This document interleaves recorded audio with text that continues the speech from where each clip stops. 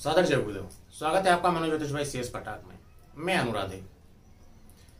जैसा आप सब लोग जानते हैं, बस 4 दिन ही शेष रह गए हैं। देवी पक्ष प्रारंभ होने जा रहा है।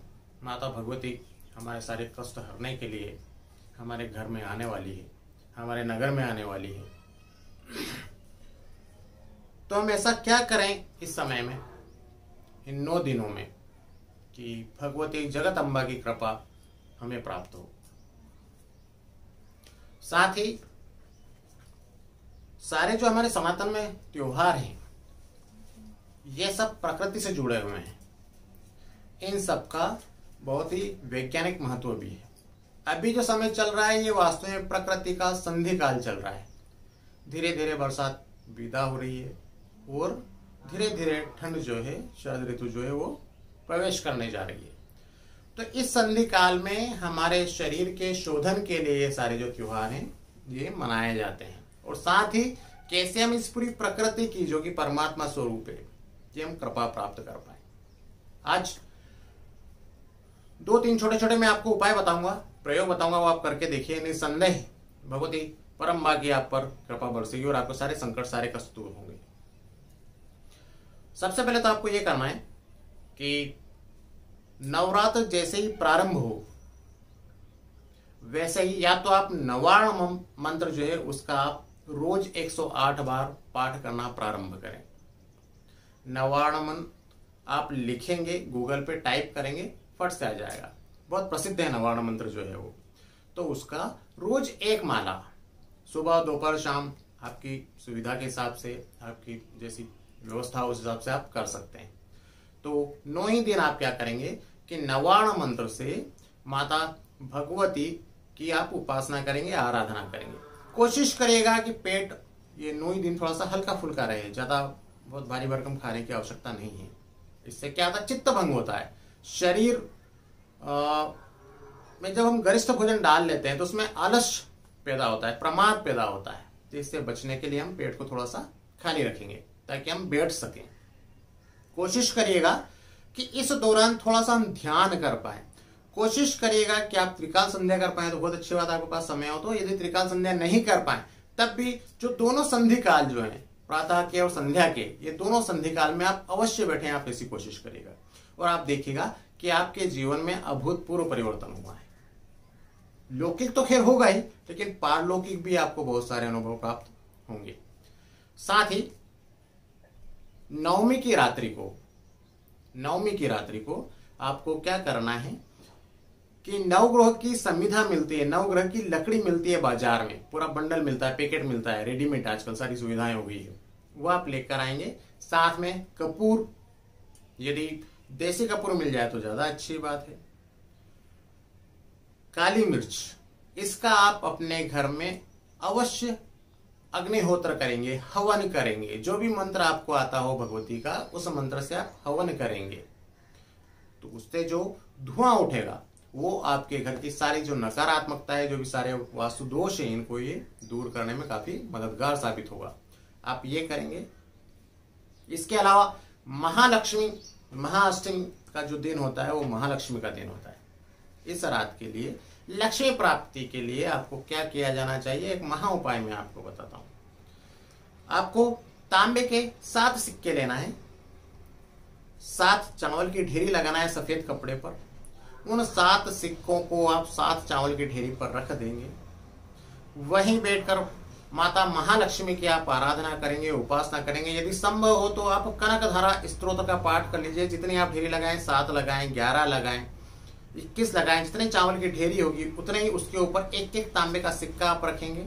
साथ ही जितने चावल की ढेरी है उतने ही आप कनकधारा स्तोत्र जो है, गूगल पे आसानी से उपलब्ध है, उसके उतने ही आप पाठ करेंगे।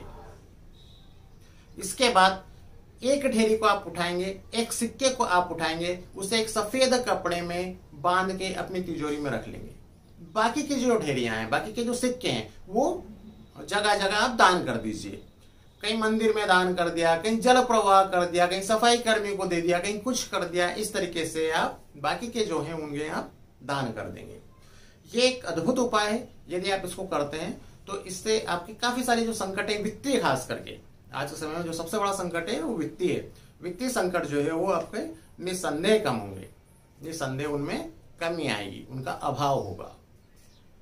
ये सारी चीजें आप करेंगे। साथ ही जो बड़े उपासक हैं उनके लिए एक अद्भुत प्रयोग बताता हूं साहब मैं आपको।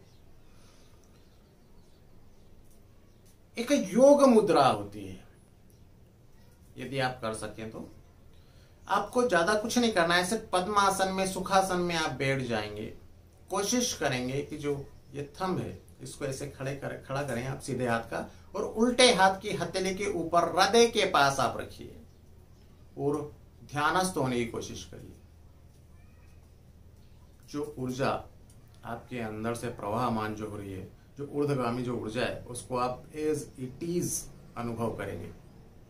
आप ऐसा महसूस करेंगे कि आपका विशुद्धि, आपका आज्ञा और आपका सहस्रार जो है वो एक्टिव होना प्रारंभ हो गया है। कुछ लोग आधुनिक भाषा में उसको पीनियल ग्लैंड भी कहते हैं।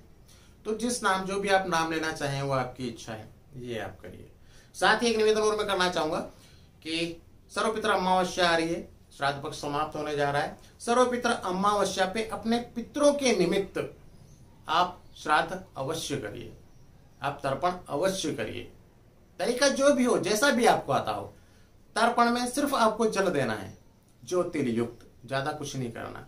आप वो अवश्य करेंगे, देवताओं के निमित्त, ऋषियों के निमित्त और पितरों के निमित्त। इसके अद्भुत फल आपको प्राप्त होंगे।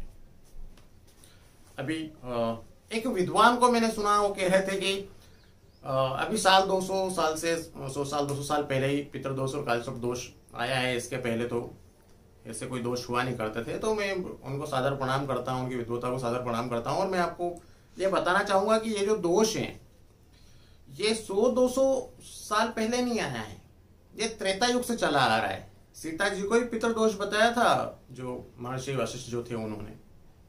तो इस तरह की भ्रमात्मक बातें जो हैं इनसे आप बचिए। पितृदोष या कालसर्प दोष बनता है ग्रहों की चाल के कारण।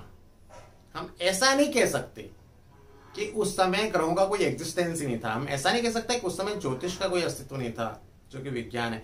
हम ऐसा नहीं कह सकते कि उस समय ग्रह मूवमेंट नहीं कर रहे थे, घूम नहीं रहे थे। वो एक विशेष अवस्था है जिसके कारण, ग्रहों की विशेष अवस्था है जिसके कारण पितृदोष या कालसर्प दोष बनता है।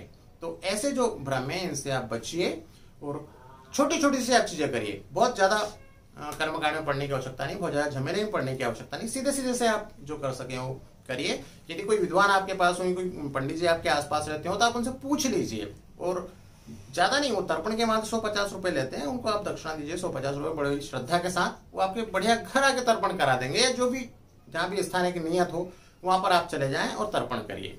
जैसे अमावस्या के रोज मैं खुद तर्पण करवाने वाला हूँ, काफी सारे लोगों को मैंने बुलाया है, वो सब आएंगे अपनी अपनी सामग्रियां लेकर। सामग्री में क्या है, एक कांसे की थाली या पीतल की बड़ी सी थाली, एक तांबे का पात, बस ये सामग्री आपको लेके आना है। बाकी तिल, जो गाय का दूध, ये सारी चीजें अवेलेबल हो ही जाती है जहां पर ये तर्पण जैसा कोई कर्म होना होता है। तो आप भी ये कीजिए, मैं भी सारे लोगों के साथ करवा रहा हूँ। कोशिश करूंगा कि उस रोज मैं आप लोगों के बीच लाइव आ पाऊं, तो आप मुझे लाइव देख पाएंगे, ऐसे ही मैं कोशिश करूंगा।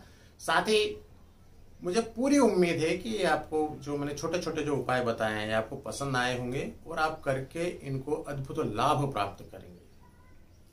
आप प्रतीक्षा कीजिए मेरे लाइव आने तक। तब तक के लिए सादर जय गुरुदेव।